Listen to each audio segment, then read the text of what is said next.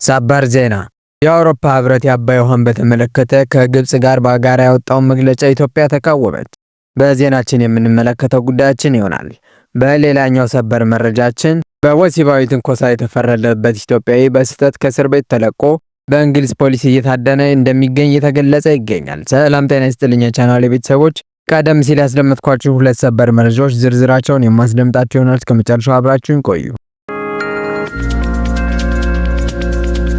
በብራስልስ የሚገኘው የኢትዮጵያ ኤምባሲ የአውሮፓ ህብረት ከግብጽ ጋር በመሆን ካይሮ በአባይ ወንዝ ላይ የምታነሳውን የቅኝ ግዛትና የብቸኛ ተቆጣጣሪነት መብት የሚያስተጋባ መግለጫ አውጥቷል በማለት ወቀሰ።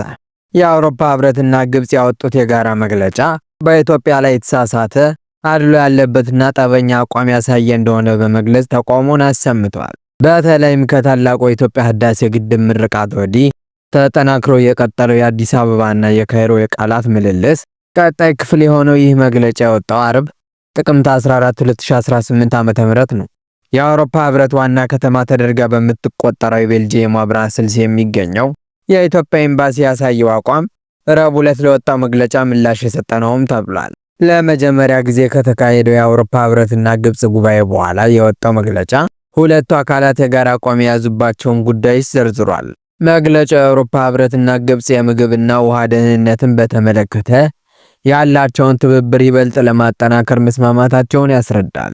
ሁለቱ አካላት በሁለትዮሽ በቀጠናዊና በዓለም አቀፍ ደረጃ ባሉ ከውሃ ጋር በተያያዙ ጉዳዮች ላይ እንደሚተባበሩ ያሰፈረው መግለጫው ከዚህ ቀደም የውሃ አጋርነት በተመለከተ ስምምነት ላይ መድረሳቸውን ያስታውሳል። የአውሮፓ ህብረት ግብጽ ካለበት የውሃ እጥረት የተነሳ በናይል ወንዝ ላይ በከፍተኛ መጠን ጥገኛ መሆኗን እንደሚገነዘብ በመግለጫው አስፍሯል። የግብጽን የውሃ ደህንነትና ዓለም አቀፍ ሕግን ማክበርን በተመለከተ ለካይሮ ያለውን ድጋፍ የገለጸው የአውሮፓ ህብረት ይህ አቋሙ የኢትዮጵያን ግድብም እንደሚያካትት አስታውቋል። የአውሮፓ ህብረት ባስቀድሞ ማሳወቅ በትብብርና ጉዳት አለማድረስ መርሆዎች ላይ የተመረኮዘ የተፋሰሱ ሀገራት ድንበር ተሻጋሪ ትብብርን አጥብቆ ያበረታታል ሲል አቋሙን በመግለጫው ላይ አስፍሯል። ለዚህም አቋም ምላሽ የሰጠው በብራስልስ የሚገኘው የኢትዮጵያ ኤምባሲ መግለጫው ችግር ያለበትና እጅግ አሳዛኝ ሲል ጠርቶታል። የጋራ መግለጫው ግብጽ በናይል ወንዝ ላይ አለኝ የምትለውን የቅኝ ግዛትና የብቸኛ ተቆጣጣሪነት መብት የሚያስተጋባ መሆኑን በመጥቀስ ተችቷል። የጋራ መግለጫው በኢትዮጵያና በአውሮፓ መካከል ካለው ታሪካዊ ግንኙነት ጥራት ጋር የሚቃረን የተሳሳተ አድሎ ያለበትና ጠበኛ አቋምን የሚያስፋፋ ነው ሲልም ተቃውሟል። በናይል ወንዝ ተፋሰስ ላይ 11 ሀገራት መኖራቸውን ያስታወሰው ኤምባሲው የሁለቱ አካላት መግለጫ የሌሎች የተፋሰሱ ሀገራት አመለካከትና ፍላጎት ሙሉ በሙሉ ችላ መባሉ እንደሚያሳይ ገልጿል። የአውሮፓ ህብረት ከግብጽ ጋር ባካሄደው በሁለትዮሽ መድረክ ኢትዮጵያን ዝቅ ለማድረግ መወሰኑን አሳዛኝ ነው ሲልም ወቅሷል። ህብረቱ የህዳሴ ግድብን በተመለከተ በአፍሪካ ህብረት አመቻችነት በተካሄዱ ንግግሮች ላይ የነበረውን የታዛቢነት ሚና አስታውሶ ይህ አጋጣሚ ሚዛናዊ ምክንያታዊና ገለልተኛ አካሄድ እንዲከተል ሊያደርገው ይገባ እንደነበር በመግለጫው አስፍሯል። ኤምባሲው በተጨማሪም የአውሮፓ ህብረት በዓለም አቀፍ ህግ ላይ የተዛባ አመለካከት መያዙን በመጥቀስ ወቅሷል። የወጣው የጋራ መግለጫው ከናይል ወንዝ ተፋሰስ ሀገራት የትብብር ማዕቀፍ ስምምነት እንዲሁም የተባበሩት መንግስታት የውሃ ስምምነትና ህጎች ካስቀመጧቸው መርሆዎች ጋር የሚቃረን ነው ሲል ተችቷል። በተጨማሪም ኤምባሲው በመግለጫው ላይ ግድቡ በሚል የጠቀሰው የኃይል ማመንጫ ታላቁ የኢትዮጵያ ህዳሴ ግድብ የሚል ይፋዊ ስያሜ እንዳለው አስታውሷል። ራስን የመቻልና የአፍሪካን ዳግም መንቃት የሚያንጸባርቀው ይህ ስያሜ ለኢትዮጵያውያን ብቻ ሳይሆን ለአፍሪካ አህጉርም ጭምር ትልቅ ትርጉም አለውም ብለዋል። እንግሊዝ ውስጥ በአንዲት ታዳጊ ላይ ወሲባዊ ትንኮሳ ፈጽሟል ተብሎ የተፈረደበት ኢትዮጵያዊ በስህተት ከእስር ቤት ተለቆ በፖሊስ እየተፈለገ ነው ሲሉም ተገልጿል። አዱሽ ገብረስላሴ የተባለው ኢትዮጵያዊ ባለፈው ዓመት ማብቂያ ላይ በህገወጥ መንገድ ወደ እንግሊዝ ከገባ በኋላ በ14 ዓመት ታዳጊ ላይ በፈጸመው ወሲባዊ ትንኮሳ ነበር ለእስር የተዳረገው። ከፈረንሳይ በትንሽዬ ጀልባ ተሳፍሮ ወደ እንግሊዝ የገባው አዱሽ ከተማ ውስጥ ፈጽሞታል በተባለው ወንጀል በቀረበበት ክስ ጥፋተኛ ተብሎ መስከረም አጋማሽ ላይ የ12 ወራት እስራት ተፈርዶበት ሳለ ነው በስህተት ከእስር መለቀቁ የታወቀው። ግለሰቡ ከእስር ቤት መውጣቱን በተመለከተ መጀመሪያ ላይ ዘገበው ዘሰን የተባለው ጋዜጣ ሲሆን መልሶ ለመያዝ ፖሊስ አሳይ ያካሄደው ነውም ተብሏል። የእስር ቤት ምንጮች እንዳሉት ሀዱሽ ከታቀደለት የእንግሊዝ የመባረር ውሳኔ በፊት ወደ ስደተኞች ማቆያ ማዕከል ሊላክ ነበር። የኢትዮጵያን እስረኛ ከእስር መውጣት ተከትሎ የእስር ቤቶች አስተዳደር ስለ ክስተቱ ምርመራ የጀመረ ሲሆን አንድ የፖሊስ መኮንን ምርመራው እስከሚጠናቀቅ ድረስ ከስራ ውጭ እንዲሆን ተደርጓል።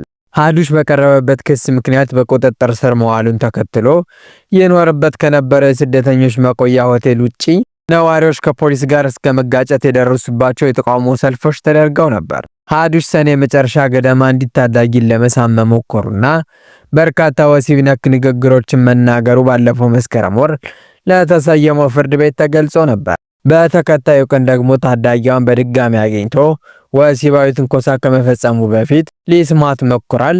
በተጨማሪም የስራ ማመልከቻ በመጻፍ ስራ እንዲያገኝ ልትረዳው በነበረች ሴት ላይ ወሲባዊ ትንኮሳ መፈጸሙን የሚገልጽ ክስ ለፍርድ ቤት ቀርቧል። በቀረቡበት ክሶች ጥፋተኛ የተባለው ሀዱሽ በመስከረም ወር አጋማሽ ላይ የ1 ዓመት እስርና ወሲባዊ ጥቃት እንዳይፈጽም ለመከላከል ለ5 ዓመታት ማንኛውንም ሴት እንዳይቀርብ እግድ ተጥሎበታል። በተጨማሪም ለ10 ዓመታት በወሲባዊ ጥቃት ፈጻሚዎች መዝገብ ላይ ሰፍሮ በየጊዜው እንዲፈርም ትዕዛዝ ተላልፎበታል። የእስር ቤቶች አገልግሎት ቃል አቀባይ እንዳሉት ፍርደኛው በስህተት ከተለቀቀ በኋላ በአስቸኳይ በቁጥጥር ስር ውሎ ወደ እስር ቤት እንዲመለስ ከፖሊስ ጋር እየሰራን ነው ብለዋል። ህብረተሰቡን መጠበቅ ቀዳሚ የምንሰጠው ጉዳይ በመሆኑ እስረኛው እንዴት ለእስር ቤት ሊወጣ እንደቻለ ለማወቅ ምርመራ ጀምረናልም ብለዋል። የእንግሊዝ የፍትህ ሚኒስቴር ዴቪድ ላሚ ፍርደኛው ከነበረበት እስር ቤት በወጣበት ሁኔታ በእጅጉ ማዘናቸውን ገልጸዋል። ላሚ በኤክስ ገጻቸው ላይ እንዳሰፈሩት ግለሰቡ በአስቸኳይ እንዲያዝ ከፖሊስ ጋር እየሰራን ሲሆን በተጨማሪ በጉዳዩ ላይ አስቸኳይ ምርመራ እንዲደረግ አዝዣለሁም ብለዋል። ሀዱሽ በእኛ ጎዳናዎች ላይ መቆየት የለበትም፣ ለፈጸመው ወንጀል ከሀገር መባረር አለበት ሲሉ ሚኒስቴሩ ቁጣቸውን ገልጸዋል። አካባቢውን ወክለው የፓርላማ አባል የሆኑት ማሪ ጎልድማን እንዴት ግለሰቡ በስህተት ሊለቀቅ እንደቻለ ይፋዊ ፈጣን ምርመራ እንዲደረግ ጥሪ አቅርበዋል። ይህ የወከልኩትን ሕዝብ ደህንነት ለአደጋ የሚዳርግ በመሆኑ ፍጹም ተቀባይነት የሌለው ነው ያሉት የፓርላማ አባሏ ከእስር ቤት አገልግሎት መልስ እፈልጋለሁም ብለዋል።